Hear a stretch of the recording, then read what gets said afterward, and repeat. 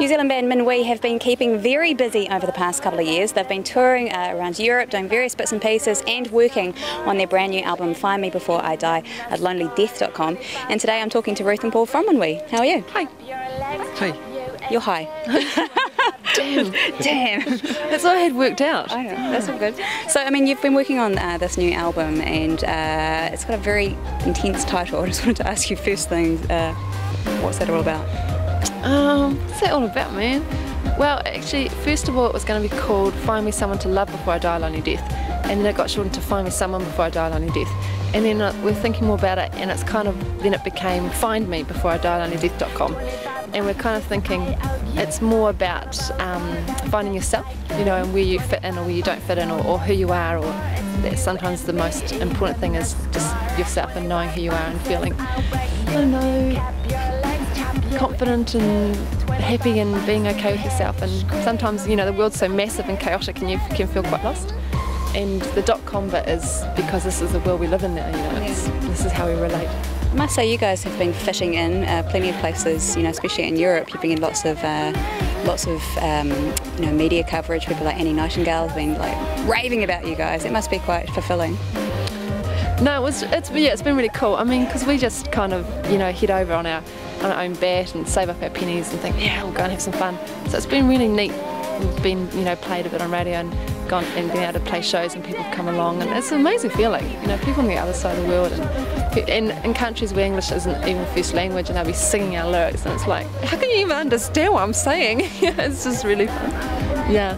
So, I mean, what has been the sort of the most interesting places that you've, well, where have been the most interesting places that you've visited since you've been on tour for the past couple of years or touring? I reckon last month we were in Vietnam, and that's one place that maybe I wouldn't have chosen to go to normally, or to even to play music in normally. There's not a music scene at all there, but we got invited over for a couple of shows over 10 days, so in the end we actually ended up seeing heaps of the country, and it was awesome. That's motorbike land, eh? If you wanted to ride a motorbike, you go to Vietnam and you're just in heaven. It's awesome. You say that they don't have much of a music scene over there. Did you find it's hard to kind of, you know, to help make your music translate to that audience? No, it's not, because in the end I think people all around the world kind of understand music as such. And maybe sometimes, you know, where there is a big scene, people get overexposed to things, and so they get a bit jaded, and it's like, oh, you know, they're all very, very cool about it, you know, because they see so much music. Whereas somewhere like Vietnam, when not much comes, people are keen as when it does turn up. So it's a positive, definitely. So there's some converted Minuit fans over in Vietnam now? I was going to say, I don't know if they know how to say the name, but it used to be a French colony, so they do actually speak a lot of French around. So yeah, they pronounce it well for us. So let's talk about the album, Find Me Before I Die at lonelydeath.com. It's so hard to get your lips around that. Thanks for that. How long have you been working on it? Well, actually, it's been a while between albums, but because we've been playing and touring overseas, we haven't really been doing anything. It's maybe only been the past year, that we've been working on it.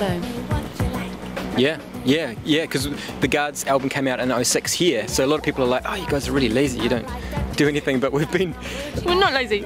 We're not. We're getting the Northern Hemisphere up to speed, basically, of the Minuit thing, and yeah, so this has just been the last 12 months getting this one. Because you did the UK version of, like, you know, it's a compilation of your 3 releases, that's right? Yeah, that's right. So it's basically just getting up to speed with over there, because we had all this product, so it's like, let's just put that out. Then when we come to do this new album, then it can come out at the same time. So a year in the making, what's sort of been, you know, inspiring you to create the music that you have been and for this album? I think it's quite a ride. It's like our last 3 years of travelling to these crazy places. I think the album process and the album itself is like that. It's I wouldn't say it was a dance album necessarily. It's kind of just a mix of noise and chords and curiosity and songs and stories, just all jammed into one album. You've got to hear it as a whole album. You can't don't just download the little singles as they come out. But the whole thing together is like, oh, I see. It works. Yeah. I was one of these lucky people that actually managed to get a copy of the album, and I listened to it last night, and I have to say it's very dynamic. There's a lot going on there. There's some really soft moments, and totally not what I expected. It's great. But I think that's cool, because these days often, you know, music, you you're trying to do the single thing, you know, so everyone's like trying to make the most impact immediately, whereas the beauty of an album, I guess, is where you're able to do what you want with the music and have those kind of quiet moments, or build it up to whatever you want, you know. This is your 60 minutes. You can do whatever you want. I mean, are you happy with the finished product? Yeah, over the moon. It's awesome. It's really cool. I really like the cover because I made it. Oh, did you? Yeah. It's a map of hundreds and thousands, a world map. But I had this thing where I was taking. It's my Friday nights. I'm so exciting. I had like tweezers and I was taking out like all the greens from the hundreds and thousands and all the pinks from the hundreds and thousands, and it was real fun because when you change, you know, a few colours, the whole tone changes, and I just quite like that concept of us in the world and how you change one thing and so much else is knocked on from there. So it's kind of a map of the world with different tones of hundreds and thousands on it, and it was quite fun to make. It must have taken you ages to put together. It looks like it. Yeah. I've got a lot of time on my hands. We finished the album.